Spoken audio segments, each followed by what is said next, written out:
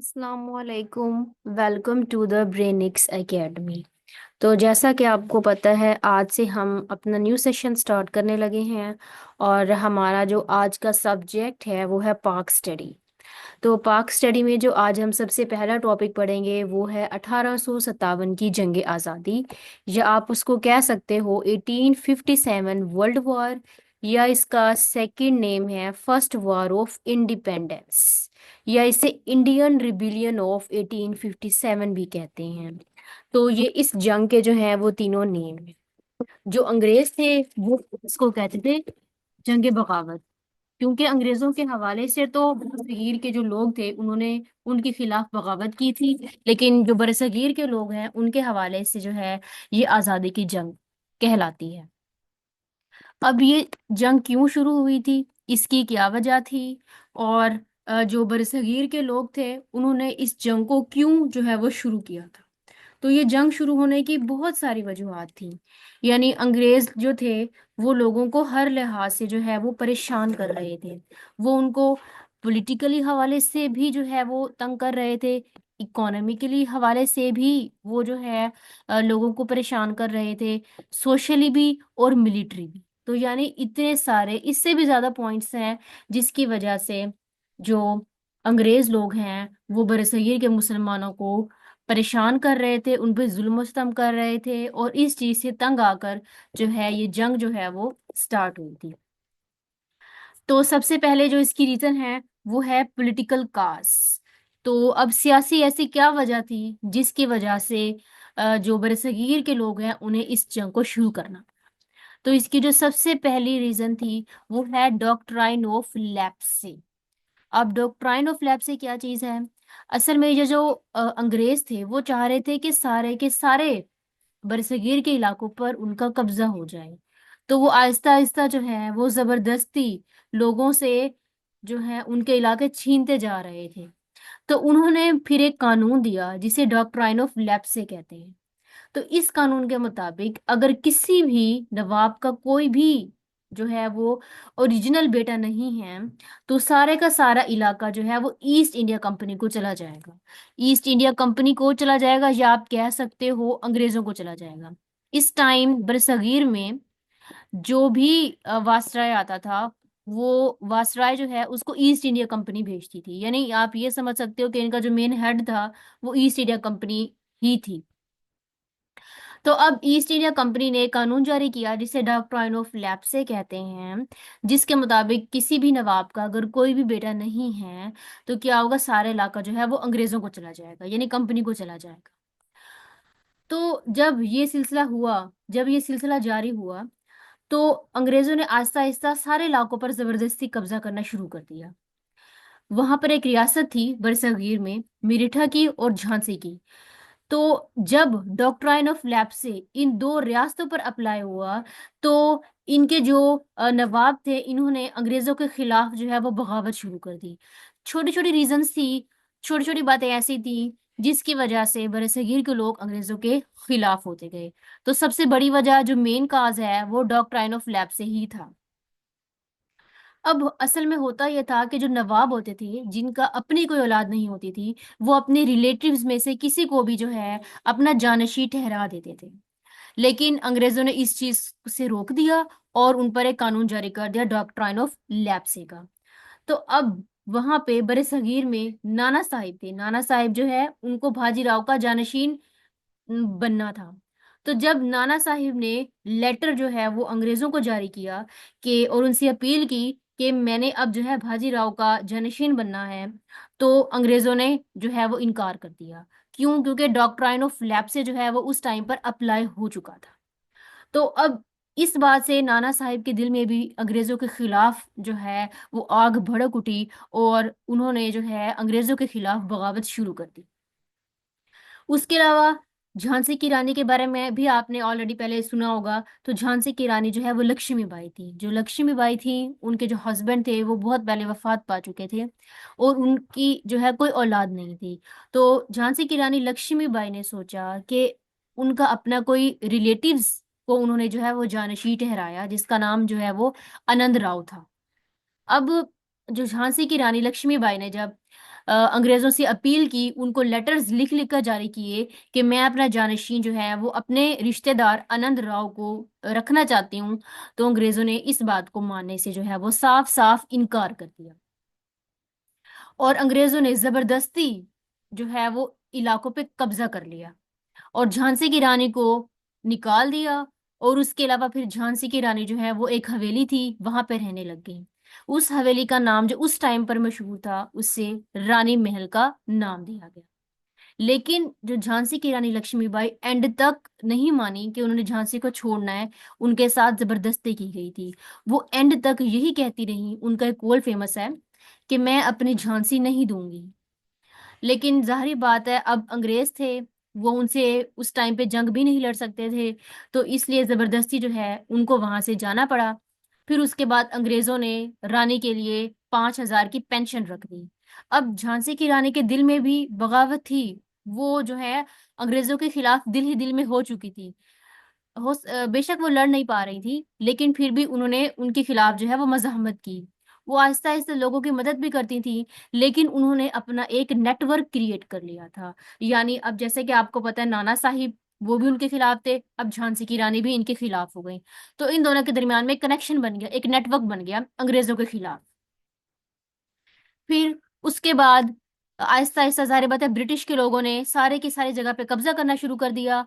अब बरसगीर की एक रियासत थी, बरसगीर की जो सबसे बड़ी रियासत थी, वो रियासत ओध थी। ऊद के नाम से वो रियासत फेमस थी, और ऊद का जो दारुल हुकूमत था वो लखनऊ था। और वहां का जो नवाब था उसका नाम था नवाब अली वाजिद, उसकी हुकूमत थी। अब याद रखिएगा, नवाब अली जो है इसकी औलाद थी। इसके ऊपर ये जो डॉक्ट्राइन ऑफ लैप्से है ये अप्लाई नहीं होता था, क्योंकि उसका अपना हकीकी बेटा था। लेकिन अंग्रेज क्योंकि जबरदस्ती कब्जा करना चाह रहे थे, तो अंग्रेजों ने नवाब वाजिद के ऊपर जो है वो जबरदस्ती इल्जाम लगाया कि आप अपनी रियासत में जो है वो करप्शन कर रहे हैं। तो करप्शन का इल्जाम देकर उन्होंने जबरदस्ती हुकूमत जो है वो वाजिद से छीन ली। और ये बात है तकरीबन फरवरी 1856 की, कि अंग्रेज अपनी आर्मी लेकर आए और जबरदस्ती जो रियासत है उस पर कब्जा कर लिया। फिर वाजिद ने जाहिर बात है कोई रिएक्शन नहीं दिया, बल्कि वो चुप करके जो है वो कलकत्ता में मुंतकिल हो गए। अब ये चीज याद रखिएगा, बंगाल क्योंकि सबसे बड़ी रियासत थी, तो जो आर्मी थी वहां पर, वो सबसे ज्यादा जो आर्मी थी अंग्रेजों की, वो बंगाल से बिलोंग करती थी। यानी उस आर्मी का जो नेम था वो बंगाल आर्मी था। तो बंगाल आर्मी का ज्यादातर जो ताल्लुक था वो ओध रियासत से था। आप ये कह सकते हो तकरीबन 75,000 के करीब जो आर्मी थी वो ओध से बिलोंग करती थी। अब जाहिर बात है वाजिद भी कुछ नहीं कर सकते थे। तो नवाब वाजिद की बीवी थी हजरत महल, उनको जो है वो इस बात पर गुस्सा आया, उन्होंने भी बगावत की। अब इनके नेटवर्क में एक और शख्स भी शामिल हो गया, हजरत महल। अब नाना साहिब, लक्ष्मीबाई और ये हजरत महल, इन तीनों के दरमियान दरमियान में एक नेटवर्क बन गया अंग्रेजों के खिलाफ। एक चीज याद रखिएगा यहाँ पे, कि ये आपके पास ये जो उस टाइम आर्मी थी हिंदुस्तान की, जो हिंदुस्तान की जो आर्मी थी, उसको जो है वो 3 हिस्सों में तकसीम किया हुआ था। यानी जो मेन हिंदुस्तान की आर्मी थी उसमें 3 तरह के लोग थे। सबसे पहले जो है फर्स्ट नंबर पे उसमें बंगाल आर्मी थी। बंगाल आर्मी जो है ये सबसे बड़ी आर्मी थी। और दूसरे नंबर पे जो है वो मद्रास आर्मी थी, मद्रास आर्मी भी सबसे बड़ी थी। और तीसरे नंबर पे जो है वो बम्बई आर्मी। ठीक है, ये मैं सीक्वेंस के साथ ही बता रही हूँ कि ये जो है आर्मी थी, लेकिन सबसे बड़ी आर्मी जो थी वो बंगाल आर्मी थी, और उसका ताल्लुक जो है वो ओध रियासत से था। लेकिन अंग्रेजों के इस रवैये की वजह से वो सब के सब आर्मी के लोग भी जो हैं वो इनके मुखालिफ हो गए थे, अंग्रेजों के मुखालिफ हो चुके थे। तकरीबन आप ये समझे कि जो बंगाल की आर्मी थी उसमें तकरीबन 1,39,000 के करीब जो आर्मी थी वो सिर्फ बंगाल आर्मी से ही बिलोंग करती थी। तो हिंदुस्तान की जो फौज थी उसको इन 3 हिस्सों में जो है वो तकसीम किया हुआ था। और ये भी याद रखिएगा कि ये जो इनकी आर्मी थी, मिलिट्री आर्मी थी, इसको जो है वो ब्रिटिश चलाते थे। जो सिपाही थे वो आपके पास जो थे वो हिंदुस्तान के लोग थे, लेकिन जो मेन इनका हेड होता था वो ब्रिटिश होता था। एक वाक्य मैं यहाँ पे डिस्कस करना चाहूंगी। कोलकाता की एक रियासत थी, उस कोलकाता के करीब एक ना छोटा सा बिल्कुल एक शहर था, जिसका नेम है डम डम का इलाका, और ये बात है 22 जनवरी की। तो उस टाइम वो डम डम के इलाके में उनका शहर में एक इसलाह खाना था। इसलाह खाना का मतलब वहां पे जो है वो इसलाह सारे उनके पड़े होते थे। तो वहां पर एक हिंदू मुलाजिम था, उसने ऊंची जात वाले जो एक सिपाही था अंग्रेज, उससे पानी मांगा। तो जाहिर बात है अंग्रेज ने पानी देने से इनकार कर दिया, और उसने कहा कि अब देखना कि हमारे जो गोरा साहिब हैं वो तुम्हें सुअर और गाय की चर्बी के कारतूस को इस्तेमाल करने पर जबरदस्ती मजबूर करेंगे। अब ये बात यहाँ पर हुई, तो उस वो जो हिंदू था, मुलाजिम था, उसने ये बात जाके अपनी सारी आर्मी में शाम तक जो है ये बात फैला दी। अब शाम तक पूरी आर्मी में ये जो बात है वो फैल चुकी थी। ठीक है, अब ये बात सबको पता चल चुकी थी। तो अब हिंदू को इस चीज का आइडिया था कि अब उन्हें जो है वो कारतूस का इस्तेमाल करना पड़ेगा। और जाहिर बात है, आपको पता है जो हिंदू लोग हैं वो गाय को मुकद्दस मानते हैं, जबकि मुसलमान जो लोग हैं वो इस सुअर की चर्बी को जो है वो हराम हम समझते हैं, हम करार देते हैं। तो जिसकी वजह से दोनों ने जो है, इन दोनों ने, हिंदुओं ने भी और मुसलमानों ने भी इस पर मज़ाहमत की। अब जैसे ही ब्रिटिश राइफल आई, तो जो ब्रिटिश राइफल थी वो एक टाइप की ना ऐसे गन होती थी इस तरह की। तो गन ऐसे होती थी, अब ये जो गन थी ना, तो इस गन के यहाँ पे जो है वो बारूद भरा होता था, और इसके बाहर ना लेयर होती थी एक कागज की, और आगे से ना ये चीज ऐसे बंद होती थी। तो कागज को बाहर से गीला किया जाता था, तो जिसकी वजह से अंदर वाली जो ग्रीस थी, यानी कि वो जो चर्बी थी, वो चर्बी जो है ना अंदर वाले कारतूस को जो है वो स्प्रेड होने में मदद करती थी, जिसकी वजह से ना राइफल चलती थी। अब इसको ना, जो इसका ऊपर वाला हिस्सा है, तो इसको खोलने के लिए, कागज को गीला करने के लिए जो है, ये सब जो बरसगीर के लोग थे ये अपने मुंह से ये काम करते थे। तो जिसकी वजह से जारी बात है उन्होंने जो है उन ग्रीस को जो है इस्तेमाल करने से इनकार कर दिया। फिर उसके बाद ये बात जो है, ये बात पता चली जब ईस्ट इंडिया कंपनी को कि जो बरसगीर के लोग हैं वो इस राइफल को इस्तेमाल करने से जो है वो इनकार कर रहे हैं। तो उन्होंने इंक्वायरी की। तो जब उन्होंने इंक्वायरी की तो पता चला उन्हें कि जो मुकामी ब्रिटिश के लोग हैं उन्होंने जो है वो ये काम किया। तो कंपनी ने कहा कि अब ये जो आपके पास चर्बी है इसको खत्म किया जाए, लेकिन वक्ती तौर पे आपको इसी गन को इस्तेमाल करना होगा, लेकिन आइंदा जो भी गन आएगी उसमें भेड़ या बकरी की जो चर्बी इस्तेमाल की जाएगी। ठीक है। अब बेशक ये जो कानून है ये बाद में अप्लाई होना था, लेकिन इसकी वजह से जो बरसगीर के लोग थे उनके माइंड में जो है ये एक बात फैल गई, मतलब उनके माइंड में जो है वो अंग्रेजों के खिलाफ जो है वो बगावत शुरू हो गई थी। एक रीजन जो कि सबसे बड़ी रीजन है वो ये भी थी। पहली रीजन इसकी डॉक्ट्राइन ऑफ लैब से थी, दूसरी जो है वो ये चर्बी वाली रीजन थी, जिसकी वजह से लोग उसके जो है मुखालिफ हो गए। फिर उसके बाद और भी बहुत सारे यहाँ पर थे जिसकी वजह से जो है लोग इनके मुखालिफ होते जा रहे थे। एक यहाँ पे था सोशल और रिलीजन। असल में ये जो लोग थे ना, अंग्रेज लोग, इनको हिंदुओं से बहुत चिढ़ थी। ये उनके रहन सहन के तरीके को ना पसंद बिल्कुल नहीं करते थे। तो वो ये चाहते थे कि ये जो लोग हैं ना बरसगीर के लोग, ये क्रिश्चियनिटी को अपना लें, क्योंकि वो सब ईसाई थे। तो वो चाह रहे थे कि ये सब के सब ना क्रिश्चियन हो जाएं। तो जो उनके मेन हेड होते थे ब्रिटिश वाले, वो ऊंची ऊंची आवाज में हिंदू के सामने जो है वो बाइबल पढ़ते थे, ताकि हिंदू लोग जो है वो क्रिश्चियनिटी को अपना लें। ठीक है, तो इस तरीके से भी हिंदू लोग जो है मुखालिफ हो गए। बरसगीर के मुसलमान थे, हिंदू थे, वो मुखालिफ हो गए कि क्यों हमें ये जो है ना क्रिश्चियनिटी के ऊपर जो है वो लेके जाना चाह रहे हैं। अब कुछ लोगों पर ये जबरदस्ती भी करते थे, तो वो लोग जो है ना वो क्रिश्चियनिटी को अपना लेते थे। तो अब होता ये था कि अब बरसगीर में अगर कोई भी फैमिली होती थी, उसका अगर एक पर्सन जो है वो ईसाइयत को कबूल कर लेता था, तो जो बाकी लोग होते थे वो उस पर्सन को जायदाद में हिस्सा नहीं देते थे, उस पर जुल्म सितम करते थे। तो हर लिहाज से उसको जो है वो टॉर्चर किया जाता था। तो लेकिन जब ये बात जो है अंग्रेज लोगों को पता चली, तो उन्होंने जो है ये कहा कि कोई भी शख्स, किसी भी शख्स को जिसने जो है ईसाइयत कबूल की है, उसको जायदाद से, किसी भी चीज से महरूम नहीं रख सकता। उसके साथ इक्वल बिहेव किया जाएगा। तो अगर देखा जाए तो ये तो क्रिश्चियनिटी को सराहना था। वो चाह रहे थे कि हर कोई जो है वो ईसाइयत को अपना ले, उनका मजहब जो है वो ज्यादा से ज्यादा जो है वो फैले। अगर देखा जाए तो ये भी उनकी जो है वो एक चाल थी। उसके अलावा मिलिट्री कार्स भी हमने देख लिया। उसके अलावा ये जो राइफल वाली बात थी, जो ग्रीस इस्तेमाल करते थे काऊ की और पिग फैट की, इसको भी हमने देख लिया कि कैसे जो है वो ये लोग काम करते थे।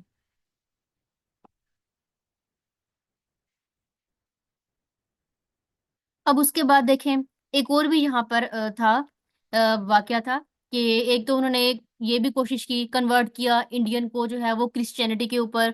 दूसरा जो इंडियन सोल्जर्स का था, उन पर ये बहुत जुल्म सितम करते थे। पहले ये जो सोल्जर्स थे उनको अच्छी सैलरी देते थे, लेकिन आहिस्ता आहिस्ता इन्होंने सोल्जर्स की सैलरी कम कर दी। बल्कि सोल्जर्स को कभी कभी तो अपनी जेब से ही खाना पीना पड़ता था, अपनी जेब से खर्चा देना पड़ता था।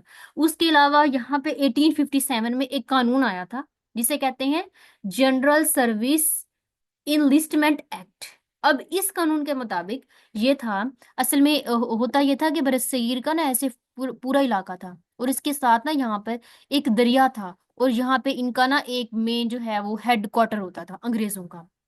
तो ये था कि वो अंग्रेज लोगों ने ये कहा कि अब होगा ये कि इस कानून के मुताबिक कि समंदर पार जिस भी फौजी को भेजा जाएगा, वो समंदर पार जाने से जो है वो इनकार नहीं करेगा। असल वजह ये थी कि जो बरसगीर के लोग थे, मोस्टली ये जो हिंदू लोग थे, ये दरिया के पार नहीं जाते थे, ये दरिया के पार जाने को बुरा समझते थे, अच्छा फेल नहीं समझते थे।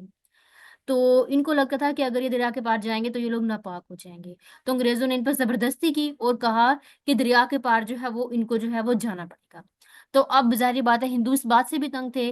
तो जब भी वो दरिया के पार जाते थे, जबरदस्ती उनको भेजा जाता था, तो जब वो वापस आते थे तो वापस आके वो दरिया में नहाते थे। ये अपने जो है ये कहते थे कि हम अपने पाप धो रहे हैं, ये अपने आप को जो है पाक साफ कर लेते थे हर चीज से।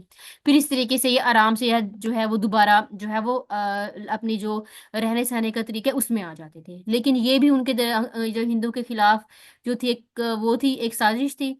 तो इसकी वजह से हिंदू के लोग इस हवाले से भी उनके जो है वो खिलाफ हो गए। उसके बाद इस जंग के और भी जो है वो मेजर काजेस थे।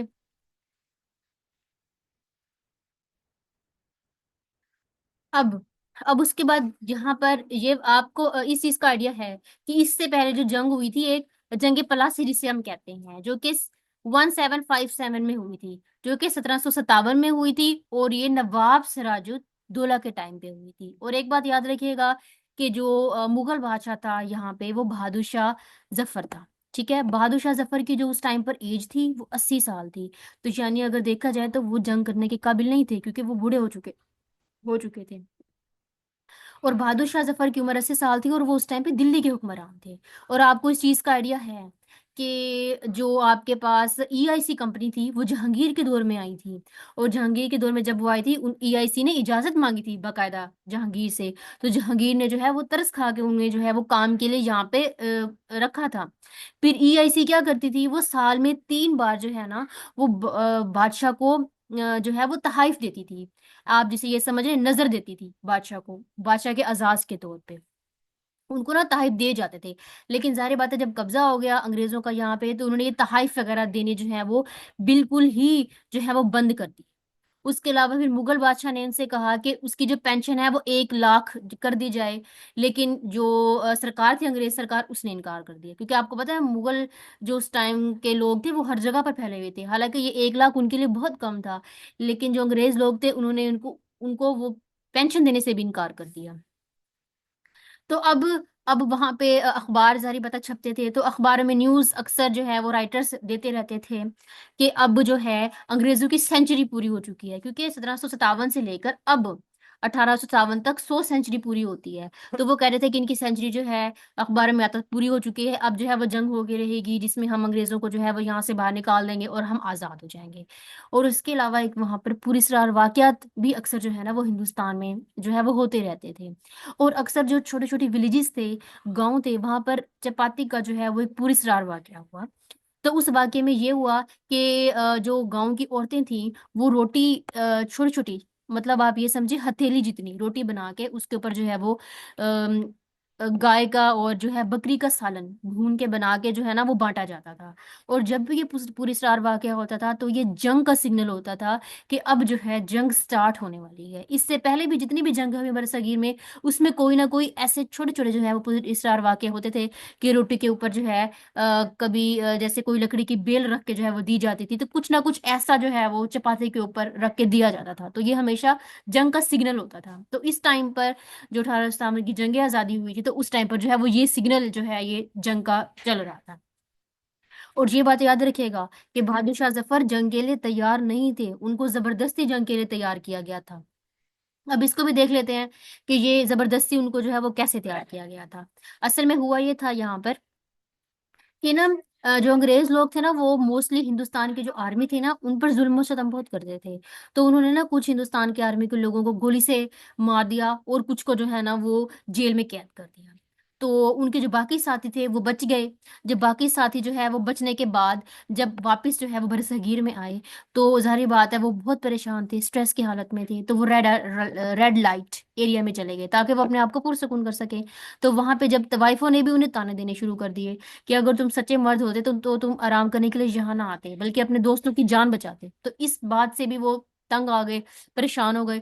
तो गुस्से में जो है ना एक कुछ लोगों ने टीम बनाई, और वो उन्होंने जाके अंग्रेजों पर जो है वो धावा बोल दिया। और उसके बाद उन्होंने जाके अंग्रेजों को बुरी तरीके से मारना शुरू कर दिया। और एक टीम बन चुकी थी, उन्होंने बहुत सारे लोगों को अपने साथ मिलाया। इस टीम को कहते हैं बागी टीम। अब आगे मैं इसके लिए बागी टीम का वर्ड यूज करूंगी। तो अब फिर हुआ क्या, तो सबसे पहले एक शख्स था, ठीक है, बेरखपुर का, उसका नाम था मंगल पांडे। और उसकी उम्र 30 साल थी। उसने 29 मार्च को सबसे पहली जो है वो गोली चलाई थी मेरठ के मुकाम पर। ठीक है, तो उसने अंग्रेजों को जो है वो वहां पर बहुत बुरे तरीके से मारा। और वहां पर अंग्रेजों ने भी उसका जो है वो मजामत करने की कोशिश की, लेकिन फिर भी मंगल पांडे ने बहुत बहादुरी से मुकाबला किया। और जितने भी अंग्रेज थे उसके रास्ते में, उसने उन सबको जो है वो मार दिया। लेकिन याद रखिएगा, बाद में जब अंग्रेज इस मंगल पांडे को पकड़ते हैं तो वो उसकी लाश को लटकाए रखते हैं ताकि लोगों के लिए इबरत का निशान बना बना रहे। लेकिन मंगल पांडे ने फिर भी बहुत बहादुरी दिखाई। अभी वाकया कब हुआ था? अब एक चीज याद रखिएगा कि जो बरसगीर का इलाका था ना, मैंने भी आपको बनाकर दिखाया था, ये बरसगीर का पूरा इलाका था। और इसके साइड पर जो है वो गेट्स थे। तकरीबन आप ये समझे 14 के करीब छोटे बड़े गेट्स थे, बरसगीर के गेट। और यहाँ पर पानी था, वाटर था। और यहाँ पर अंग्रेजों का जो है ना हेडक्वार्टर था। और यहाँ पे पहाड़ी इलाका था। और पहाड़ी इलाके के ऊपर ना छोटे छोटे छोटे छोटे इमारतें बनी हुई थी, बिल्डिंग्स बनी हुई थी। यहाँ पर भी उनका जो है ना मेन हेडक्वार्टर था। अंग्रेजों की बात कर रही हूँ। और ये जो दरिया था, इसका नाम दरिया जमुना है। तो वाकया ये हुआ कि जो दिल्ली का शहर था ना, दरिया जमुना के मगरबी किनारे के साथ बिल्कुल फैला हुआ था। तो शहर में दाखिल होने के लिए 14 गेट थे। एक जो मेन गेट था, जो सबसे बड़ा गेट था, वो ये वाला गेट था। तो तकरीबन शुमाली मगरबी से जो है तकरीबन 3,000 दूर, तकरीबन 40 फीट ऊंची जो है वो एक पहाड़ी थी। ये आप देख रहे हो यहाँ पर, ये जो मैंने बनाई हुई है, ये पहाड़ी है। उसमें छोटी छोटी छोटी जो है ना वो इमारतें भी बनी हुई थी। ठीक है, अंग्रेज इन इमारतों को रिज कहते थे। इन इमारतों में एक इमारत थी, जो ये वाली इमारत है, जो कि सबसे बड़ी इमारत थी। और ये अंग्रेजों की ही इमारत थी। ठीक है, और इस इमारत का नाम था फ्लैग स्टाफ टावर। इसमें ना अंग्रेजों ने अपनी फोर्सेस रखी हुई थी। ठीक है, और अगर कोई भी कुछ होता अंदर, तो यहाँ से जो है ना बाहर से सिग्नल जो है ना वो इस ये जो बिल्डिंग है फ्लैग स्टाफ टावर, यहाँ पे दिए जाते थे। ठीक है, यहाँ पर उनके काफी सारे टावर्स बने हुए थे। गैरिसन टावर बना हुआ था। और याद रखिएगा, वो जो आर्मी थी, वो जो इस हेडक्वार्टर में थी, वो तकरीबन 3,000 के करीब इंडियन ही आर्मी थी वहां पर, ये भी याद रखिएगा। तो मेरठ के मुकाम पर 11 मई 1857 को दिल्ली के किनारे पर जो है फौजियों ने अंग्रेजों को जो है वो बहुत जो है वो बुरे तरीके से मारा। बहुत बुरे तरीके से जो है वहां पर जंग शुरू हो गई थी। यानी बागी लोगों ने वहां पे जो है वो लड़ाई करना स्टार्ट कर दी थी। ठीक है, उसके बाद मेरठ के मुकाम पर एक टैक्स ऑफिस था, जो कि यहाँ पे है। ये टैक्स ऑफिस जो उनका मेन हेड है उसे टैक्स ऑफिस कहते हैं। तो ये टैक्स ऑफिस इनका बना हुआ था। इन्होंने जाके इस ऑफिस को जो है वो आग लगा दी। और दो अंग्रेज थे, उनको भी इन्होंने क्या कर दिया, कत्ल कर दिया। और उसके अलावा लाल किला के गिर्द एक इलाका था जिसे कहते हैं गंज का इलाका। तो वहां पर भी अंग्रेजों की हवेली थी, इन्होंने उसको भी आग लगा दी। उसके अलावा इनका एक बैंक था, बैंक ऑफ दिल्ली। उसका एक मैनेजर था ब्रेसफोर्ड। वो जो बैंक था ना, उस बैंक में ना ये जो ब्रेसफोर्ड था वो था, इसकी बीवी थी और इसकी 5 बेटियां भी थी। तो जो बागी लोग थे वो उनकी जो है इस ऑफिस में घुस गए। उसके बाद उन्होंने उसको जो है कत्ल कर दिया। और जो ब्रेसफोर्ड था उसके पास सिर्फ एक तलवार थी, एक नेजा था। उसने उनका मुकाबला किया, लेकिन बागी लोग ज्यादा थे। वो बिल्डिंग के ऊपर जो है खिड़की से चढ़ रहे थे, कोई कहाँ से चढ़ रहा था, उन्होंने जो है उसको कत्ल कर दिया। उसकी बीवी ने भी जो है एक आदमी को कत्ल कर पाई, लेकिन फिर भी वो भी जो है ना वो उसमें जो है वो उसको भी मौत हो गई। उसके बाद उसकी बेटियां थी, उन सबको कत्ल कर दिया। मतलब ये चीज याद रखिएगा, जब ये सारी जंग हो रही थी, बाकी लोग मुकाबला कर रहे थे, इसमें हिंदू लोग भी मारे जा रहे थे। ये नहीं कि सिर्फ अंग्रेज ही जो है इसमें कत्ल हो रहे थे, हिंदू पर भी कहीं कहीं पे जैसे कभी कोई बम होता तो जो है उसमें हिंदू लोग भी बहुत सारे मारे जा रहे थे।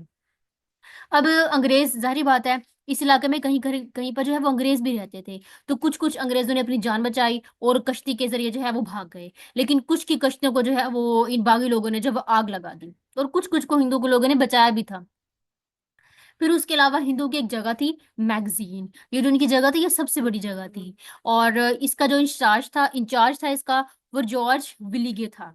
और ये जो मैगजीन थी इसमें सारा इस्लाह पड़ा हुआ था। अब बागी लोगों ने ये सोचा कि इस पे पहले हमला किया जाए, तो उन्होंने उस पर हमला किया। तो जो उसका इंचार्ज था जॉर्ज, उसने उसको बारूद से भर दिया और उसको उड़ा दिया। यानी वो चाह रहा था कि दुश्मनों के हाथ इतना इस्लाह लगने से बेहतर है कि इसको जो है वो खत्म कर दिया जाए।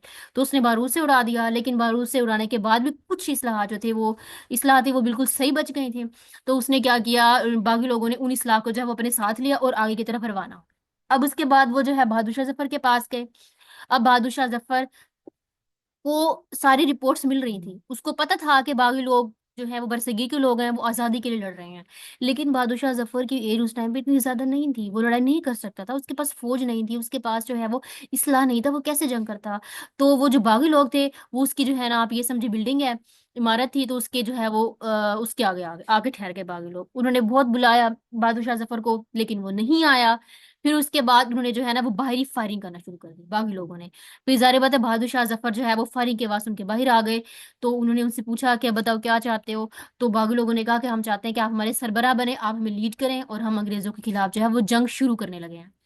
तो बहादुर शाह जफर ने सोचा बहुत, तो उन्होंने बहुत फोर्स किया बागी लोगों ने। तो बहादुर शाह जफर को डर था कि उनकी जान को ही ये खतरा ना हो जाए इनसे, तो उन्होंने हाँ कर दी। लेकिन उन्होंने कहा कि देखो हमारे पास जो है वो इस्लाह नहीं है, चीजें नहीं है, हम कैसे करेंगे। तो बागी लोग कहते हैं आप इसकी फिक्र ना करें, ये हम सब लोग कर लेंगे।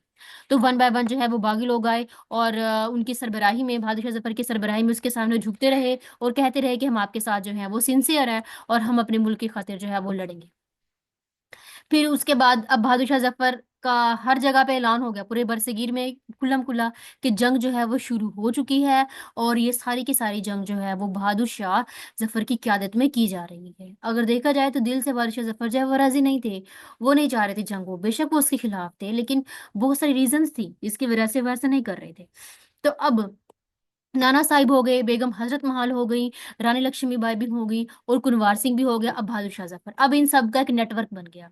लेकिन याद रखिएगा उस टाइम पे जो है इनकी कम्युनिकेशन इतनी अच्छी नहीं थी, क्योंकि वहां पे जो है उनके पास खबरें जो है वो बहुत देर से पहुंचती थी। लेकिन जो अंग्रेज लोग थे उनको हर चीज की उनके मेन हेड पे, कंपनी तक खबर होती थी कि क्या हो रहा है क्या नहीं हो रहा। वो इस वजह से, क्योंकि जो अंग्रेज लोग थे ना, उन्होंने अपने जो इलाके थे ना सारे, उसके साइड्स पे ना एक टेलीग्राफ लाइंस बिछाई हुई थी। उन्होंने इस टेलीग्राफ लाइंस के जरिए अपने सारे इलाकों को जोड़ा, बिल्कुल कनेक्शन में रखा हुआ था। इसलिए बरसगीर में होने वाले हर छोटे बड़े वाकये की ना, इनको पहले के पहले ही जो है ना वो खबर मिल जाती थी। तो इनको हर चीज का पता था कि क्या हो रहा है और क्या जो है वो नहीं हो रहा। तो जंग शुरू होती है। फिर आपको पता है कि जंग में जाहिर बात है जो बरसगीर के लोग हैं वो जीत नहीं पाते, क्योंकि उनके पास दो चीजों की कमी थी। एक तो उनके पास डिसिप्लिन नहीं था, दूसरा उनके पास टेक्नोलॉजी की कमी भी थी। और अंग्रेज लोग जो थे वो इस टेक्नोलॉजी के हवाले से, हर चीज के जो हवाले से सबसे आगे थे। तो जिसकी वजह से अंग्रेज लोग जो हैं वो इस जंग में जीत जाते हैं, और जो बरसगीर के लोग हैं वो इस जंग में जो है वो हार जाते हैं। अब मेन मेन पॉइंट्स आपने याद करने हैं कि कब हुआ था एंड मुगल रूल का, और आखिरी बादशाह इसका बहादुर शाह जफर जो है वो टू था, और ये इसका लास्ट मुगल जो है वो एम्पेरियर था। और अब जब ये इलाका फतह हो जाता है बरसगीर का जंग में, अब बरसगीर जो है कि जो अंग्रेज हैं वो पूरा पूरा कब्जा कर लेते हैं। तो फिर अब ईस्ट इंडिया कंपनी खत्म हो जाती है और बरतानिया की मलका विक्टोरिया जो है वो आती हैं। और अब ईआईसी का हुक्म नहीं चलेगा, बल्कि अब जो है ना ये ब्रिटिश जो मलका विक्टोरिया है उसका अब हुक्म चलेगा। तो जो ईस्ट इंडिया कंपनी है, याद रखिएगा, वो 1858 में इसका जो है वो हल्फ खत्म हो गया था। अब बरतानिया की मलका जो है वो सारे के सारे काम संभालती है। अब वो ही पूरे के पूरे बड़े शरीर को जो है वो देखेगी। याद रखिएगा कि जो ईस्ट इंडिया कंपनी जिसको भी भेजती थी, वो उसको जो है, आप कहते उसको, जो लोग थे वो गवर्नर वो कहते थे, वास्ट्रॉय कहते थे। अब जो विक्टोरिया जिसको भेजेगी उसको जो है वो गवर्नर जनरल का होता। तो अब ये होगा, अब आहिस्ता आहिस्ता जो है वो आपके पास वास्ट्रॉय का उहदा चलेगा और गवर्नर जनरल का उहदा जो है वो 1858 में खत्म हो गया था। अब अब उसके बाद क्या होता है अब बहुत सारी रीजंस थी, जंग जारी बात है, ये लोग जो है वो हार गए हैं। बहुत सारी रीजंस थी, लैक ऑफ यूनिटी था। देखिए वो एक बंदे से खबर वो दूसरे तक पहुंचाने में उनको बहुत मुश्किल हो रही थी। तो हालांकि झांसी की रानी सब ने जो है वो जंग की थी, कोशिश की सब ने बचाने की, लेकिन हुआ कुछ भी नहीं। उनके पास कोई अच्छा लीडरशिप नहीं था, क्योंकि बहादुर शाह जफर भी ज़ाहिर बात है दिल से राजी नहीं थे, ऊपर ऊपर से थे। वेपन्स नहीं थे, और उनके पास जो आर्मी थी उसकी भी कमी थी। तो जिसकी वजह से जो है उनके साथ ऐसा हुआ था। लेकिन इससे अंग्रेजों को इस चीज का आइडिया हो गया था कि ये लोग जो हैं वो अपने खिलाफ जो है वो हमारे खिलाफ जो है वो ये जंग कर सकते हैं। मतलब थोड़ा थोड़ा उनके अंदर जो है वो डर पैदा हो गया था अंग्रेजों के लिए।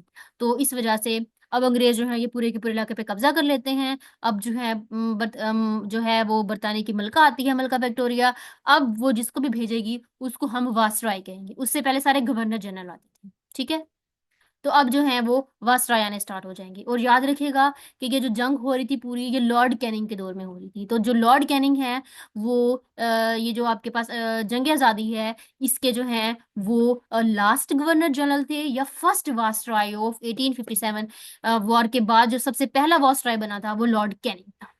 तो अब जो हमारा नेक्स्ट लेक्चर होगा वो वासराय के ऊपर होगा, उसमें हम सारे के सारे जो वासरायज हैं उनको जो है वन बाय वन डिस्कस करेंगे।